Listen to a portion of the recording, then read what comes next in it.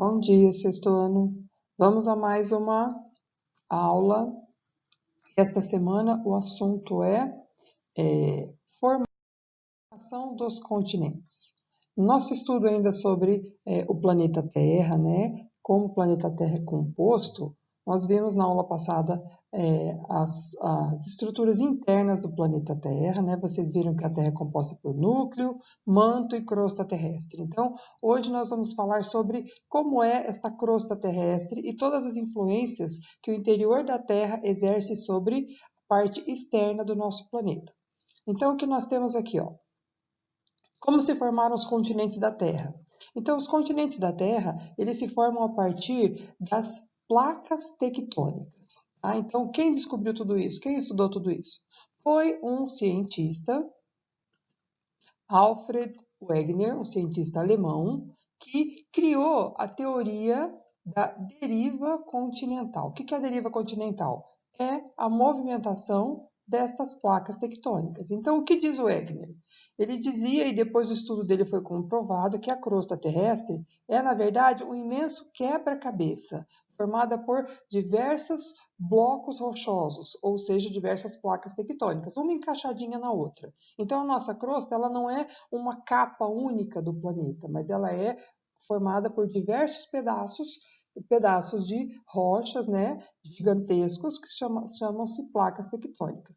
Essas placas, elas flutuam em cima do manto. E é justamente por estar em cima do manto que tem uma consistência pastosa, né, que está muito quente e vive se movimentando, né, os movimentos convectivos, é que então as placas estão também em movimentação. Olha lá, ó, o manto que está em constante movimentação provoca a movimentação daquilo que está em cima dele, que são as placas. Como que o Wegener concluiu isso? Né, que as placas estão se movimentando. É que ele começou a observar algumas questões bastante curiosas da superfície terrestre. Então ele chegou à conclusão que, como a costa do continente americano se parece muito com a costa africana, parece que uma encaixa na outra, ele percebeu então que aquilo tudo no passado já esteve junto, já esteve tudo unido, né? Então ele começou a estudar e percebeu que tudo aquilo que estava unido se movimentou, se deslocou para lugares diferentes e essa movimentação acontece por causa justamente da movimentação do manto, ok? Então, olha lá, ó. Aqui nós temos a configuração de como era o planeta Terra, né, e como ele foi se modificando, a superfície, a crosta terrestre foi se modificando ao longo dos anos. Então, há aproximadamente 250 milhões de anos, a Terra era desse jeito aqui, ó, formada por um imenso continente chamado Pangeia, né? Depois, esse continente, por causa da movimentação do manto, foi se separando, né? Foram quebrando as placas, foram quebrando em pedaços, e elas foram se separando, surgiram dois grandes continentes, a Laurásia, que é esse de cima, e a Gondwana, que é toda essa parte de baixo, certo? Há aproximadamente uns 150 milhões de anos, nós já tínhamos esta separação toda aqui, ó, quer dizer, as placas se movimentaram e a superfície foi se separando. Isso aqui, ó, que vai ser o continente africano, a América do Sul, aqui, ó, a Índia, essa a Austrália, a Antártida, e aqui, ó, vai ser a América do Norte e aqui a Eurásia. E, atualmente, depois de toda a movimentação que aconteceu na superfície, nós temos a configuração do mundo atual, né? Continente americano, africano, a Europa, a Ásia, a Antártida e lá a Oceania. Ok? Como acontecem esses movimentos? Então, tem três tipos de movimentos, certo? Ó, os divergentes, os transformantes e os convergentes. Como acontecem esses movimentos? Então, vamos lá para a figura. No movimento divergente, o que acontece? As placas, olha, elas se afastam. Cada uma vai para um lado. E quem é que faz isso, gente? É o manto embaixo que faz as placas se separarem. Onde as placas se separam, a gente tem formação de rocha nova e a formação, inclusive, de vulcões. Então, olha lá, ó, tá vendo? Esse materialzinho aqui ó, que está subindo, vem lá do manto, é o magma. Então, ele vai subir, ele encontra, geralmente ele está aí embaixo do oceano, ele encontra água, esfria, vira rocha nova. E nesse lugar também formam-se vulcões. Então, esse é o movimento divergente das placas. Movimento transformante é o movimento de deslizamento, quer dizer, uma placa, veja, ó, uma placa vem nesse sentido, a outra vai neste sentido, e aqui, ó, elas estão raspando uma na outra. Então, aqui ocorrem terremotos.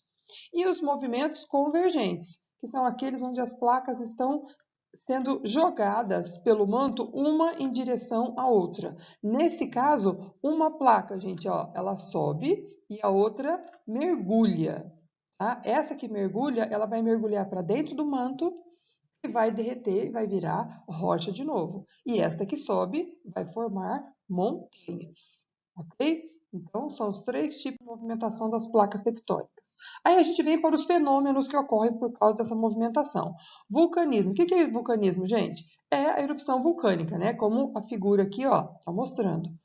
Numa ruptura ou num trinco da placa, o magma sobe e aí essa movimentação toda, esse fenômeno, vai formar rochas novas. Então nós temos, ó, três tipos de vulcões. O ativo, que é aquele que dá sinais, né, que está em atividade, ele solta gases, cinzas, o próprio magma, né, e a região toda treme. O vulcão inativo é aquele que não está em atividade no momento, mas ele poderá entrar, então ele está sempre sendo monitorado.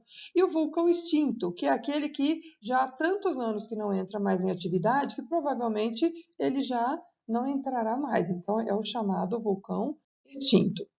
Terremotos, outro fenômeno da movimentação das placas. Terremotos ou abalos sísmicos, tá?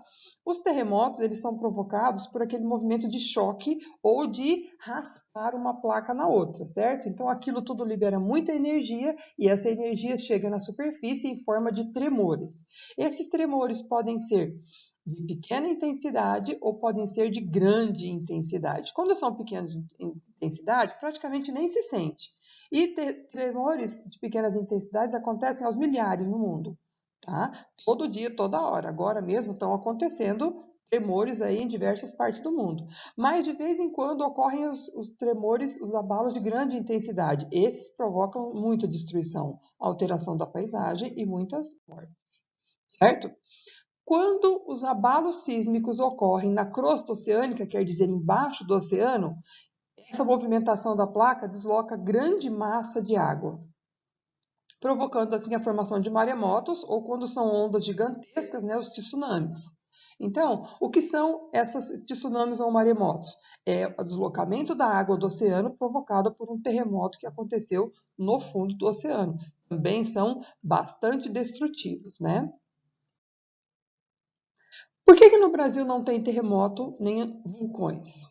Porque o Brasil, veja, ó, olha onde está o Brasil aqui, ó. A localização do Brasil é bem no meio da placa sul-americana.